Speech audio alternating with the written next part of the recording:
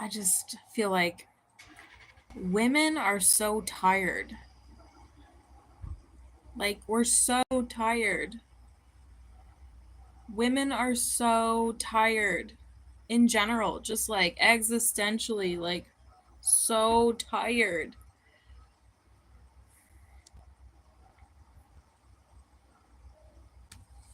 Just so tired, you know?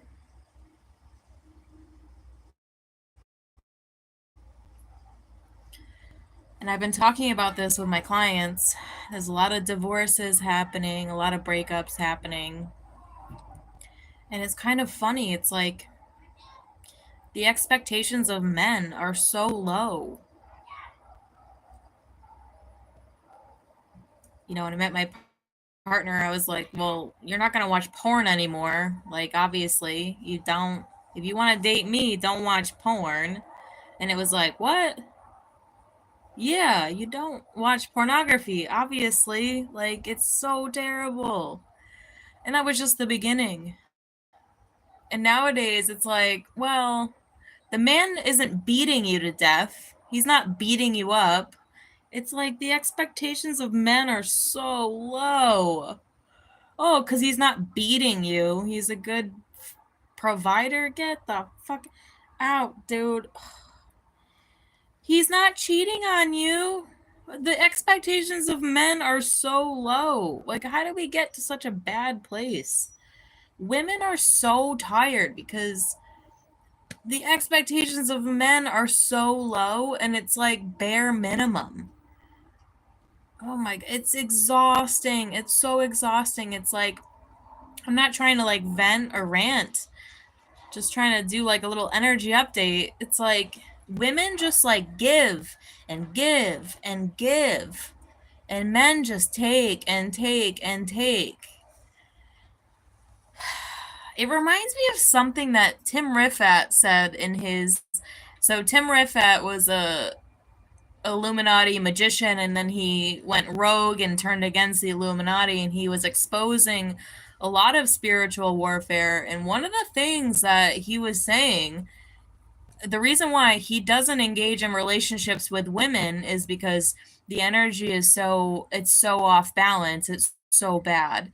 And he said that when you're in a relationship with a man, at first the man drains all the energy from the woman, and then if he can provide her with a child, then she in turn drains the energy from him. So he was making a declaration like the balance is so off, like it's so bad. Oh, what's up from I almost said North Carolina because I'm following that so closely, from New York City. Welcome. Yeah. Something's got to give. Like, something's got to give. And it's funny, like the way that like my life is set up. I have this vehicle that is like giving me so much grief. Like, I am, it's funny how it's like a metaphor for life. I'm so tired. Like, every other day there's something wrong because the car is falling apart. I'm so tired. Like, the brakes went out today because there's a leak in the brake line. I'm exhausted. I'm like, oh my God, one more thing. Like, I've spent so much money. Me and my dad have spent so much money and spending so much time without a car. And the irony is, my boyfriend sells used cars. So I don't want to talk shit on him, but it's like, and he always is like, well, if you need something, just ask. It's like, but if I have to ask, why don't you just know? Like, why don't the dots just connect? I'm struggling so bad. I'm so exhausted. This car makes me cry every other day. You have a lot full of, the dude makes more money. The man makes more money in one day than I make in a month that I'm able to save. He makes more money in one day than I make in a month. I'm just tired. It's like, oh, it's so exhausting. Men, like, be of value to a woman.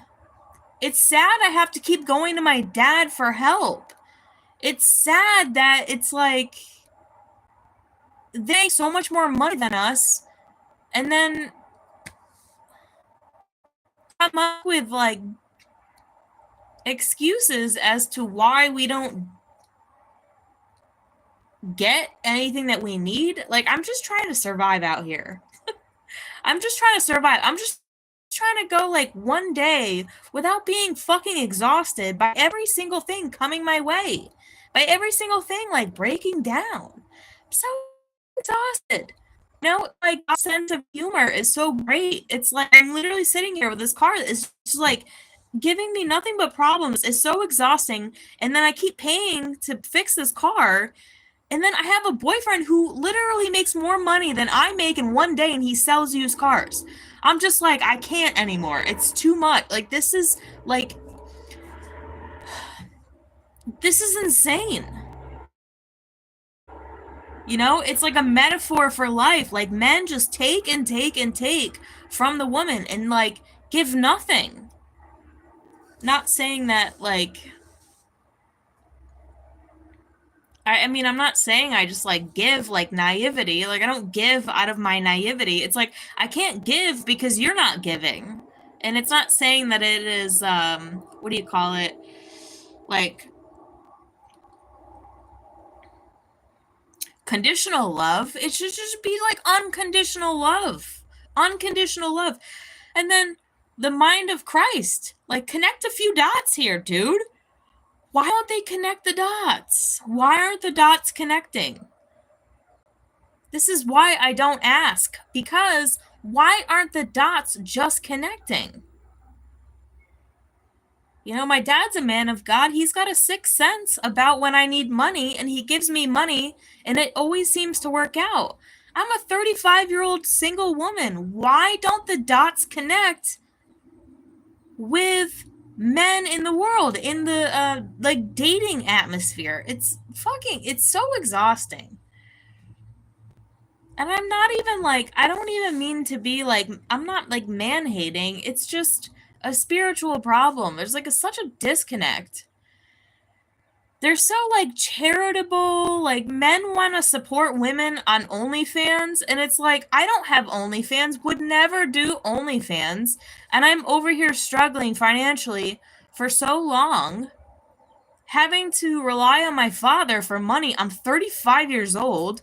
Why can't a relationship work? Because I'm not accepting less than like normal. Like, I'm not going to accept the bare minimum from men. And the funniest thing is, I'm talking about this with my clients. It's like the older generations are like, well, he's not beating you. He's not cheating on you. That's the standard for how men should treat women. Oh, he's not beating the shit out of you, so that's good. He's not cheating on you, giving you STDs, that's good. That's the bare minimum, like, expected of men. It's fucking exhausting. So, you know, it's just been me and God.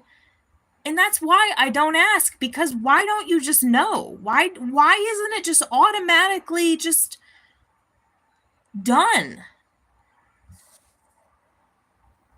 It's crazy. It's so crazy out here. Oh, thanks.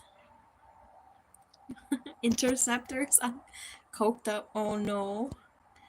Yeah, communication, like being in a relationship with a narcissist, they think communication, it just everything is an argument. It's just communication. And then need to fish same complaints about women.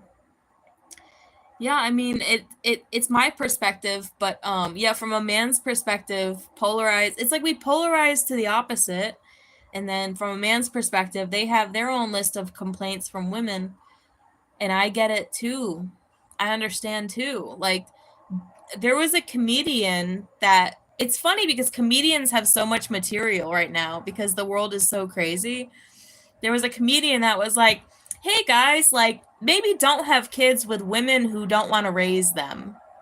And like the audience was silent for a moment, and then they all started laughing, and he's like, okay, now you get it. Like, yeah, like, don't have children with a woman who doesn't want to raise them.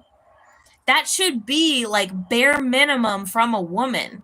If you have a child, you should want to raise a child. In this world, from the man's perspective of my complaint, it's like, yeah, like, dude, like, bare minimum from a woman. Hey, you want a child. I hope that you want to raise the child.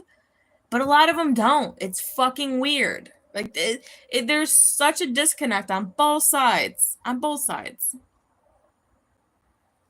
Sounds like you wanted to be independent. Yeah, I'm just left out here with the grace of God and just the mercy of God and the generosity of God's people. That's like the way I've been living my life for so long. I have literally been in such bad positions where, because I didn't talk to my family for like a year. For a variety of reasons, but a lot of it was like when I went after child trafficking, a lot of them thought that I was gonna die, like someone was gonna kill me, and they were mad at me for doing what I was doing because they thought I was gonna die. But I didn't die, and it's years later now, and so again, like I didn't have any family to help me out whatsoever. And I relied on donations from this channel. I also got to such a bad position. I'm not even exaggerating. I was going out to the medians on the highways begging for money. There was one time I finally got a job. I was one of those people who couldn't get a job because I didn't get vaccinated, but it was illegal to say that's the reason why. So obviously they would make up other reasons, but my resume is like impeccable for my industry, but I was like not getting a job anywhere. And the reason I got kicked out of my last job was because the satanic cult were threatening my boss. If he didn't fire me, they were going to ruin his business. They went to the county bar association of lawyers and they all voted, if you don't fire Lauren Pritchard, then we will ruin your business. And because it's the county bar, they probably maybe had the ability to do that. And he was like, I can't take a risk because I have so many other employees. And he was my friend. And he was like, Lauren, this is fucking crazy. But these people are threatening me so bad. If I don't threaten you, they're going to ruin my entire business. So I was like, I left there, obviously, like I had to, and I couldn't get a job after that under the guise of the COVID vaccine I didn't get. And people come up with other reasons as to why, but I knew that was the reason why. After a while, I started to realize that was the reason why, unless they weren't all involved and they weren't all aware. I mean, the communist regimes, people have a tight knit of little minions. Like, they might have been aware of who I was and what I was doing. Pulling back on that Moloch worship. You can't traffic kids in this area. You can't breed women like cattle. Like, this is not allowed. This is illegal.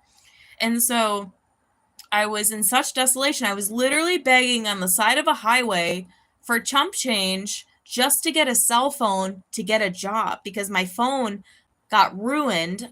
It was weird. It like fell out of my hands.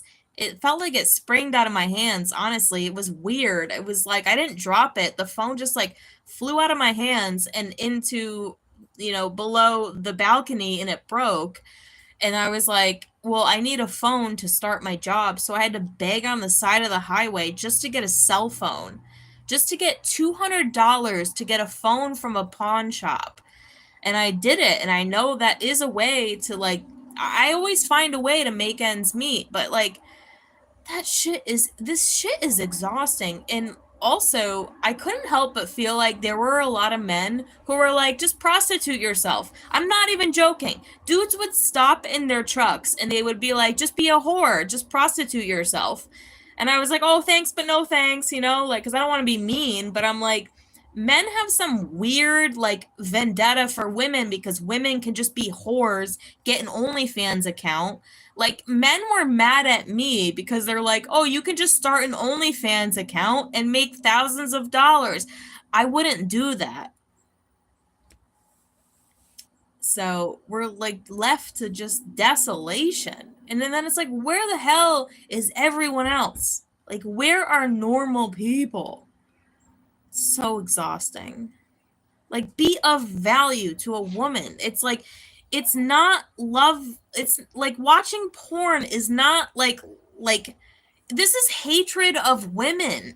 Watching pornography is hatred of women. Subscribing to an OnlyFans account is hatred of women. Even the groomers and the pimps that do this shit. if a woman gets a certain amount of money for doing sex work, that's duress. So I hope that the courts start to use this in a court of law. If you are giving a woman a significant amount of money for sex work, that is duress. That's duress. The woman is under duress. This entire culture is like a hatred of women. And we're so exhausted because the men are just like asleep at the wheel. And it's like the freaking comedy of God and God's plan. My car is the biggest problem in my life, and my boyfriend makes more money than I do in one day, and he sells used cars. It makes no sense. Like, make it make sense. It makes no fucking sense. I'm like, you just take and take and take from me, and you give me nothing. Ever. Nothing. I can take myself out to dinner. I can do all the things that you say you do for me. He doesn't even say it. He doesn't even dispute my proposal. There's nothing to dispute. It's true. You just take and take and take and give me nothing. No, the things that a man gives a woman is things that we can't give ourselves. We can give ourselves money. I can fix my own car. I can make the money to fix this car. Yeah, it's a headache, and yeah, I might have to do it all the time. I can be completely celibate. I don't need a man. I'm not a parasite, right? Women, a lot of women are like parasites. They have to feed. They have to sexually feed. It's disgusting. They're like not even human. These are demons. They take and take and take. The things that a man can give a woman: stability, security, devotion, peace of mind. The things that a man gives a woman are things she can't give herself. A future, right? Something to look forward to. If you can't make a fucking plan and stick to it, I have nothing to look forward to. And I'm exhausted by the roller coaster of wondering if there's any stability, if I can even have faith in a plan that you make. If there's no one else bothering you, that's the problem too. Other people, my brother's such a good husband. It's like all he cares about is his wife, his kid, and going to work. Like, that's normal. But men are so distracted. They're pulled in all these different directions. It's like this weird herd mentality. Like one time we went to this dude's house. He had COVID, and it was Berkai's job to clean out the trash, to take the dude's trash out. So we had to like stop what we were doing, drive to campus, collect all this trash, and throw it out. And I was like, why was that your job? Right? Like, why did that fuck up our evening when the dude clearly could have done it himself? People are weird. It's like, if they can take advantage of you, they will. And men are so distracted. They're like dogs to a squirrel. They're like squirrels to a nut, with this savior complex about indentured servitude to other people. But it's like, you don't have a wife, you don't have a kid, and then what? They think their job is just to be in indentured servitude to all these random people? I don't fucking know them.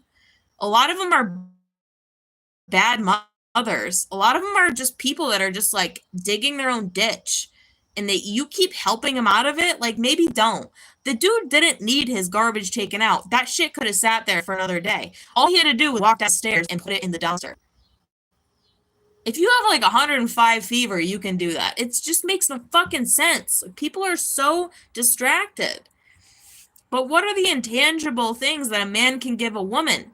Security, protection, stability, peace of mind. And they don't do it. So we are exhausted. We're so tired. We're so exhausted. The inconsistency is so exhausting. The make it make sense is so exhausting. It makes no fucking sense. And the jig is up, right? Like, it's totally up. I know, 50-50. It's like 100-100. Like relationship values.